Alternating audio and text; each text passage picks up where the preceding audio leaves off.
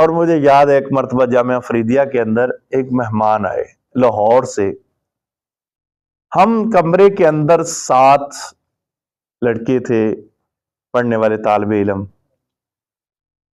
تو ہوا کچھ اس طریقے سے کہ وہ بندہ کافی تگڑا تھا.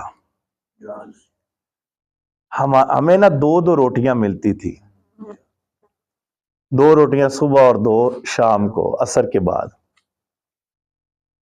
صبح ہم نے روٹیاں لیں 2 اور 7 بندوں کے 2 کے ساتھ وہ ضرب کرے تو 14 بن گئی.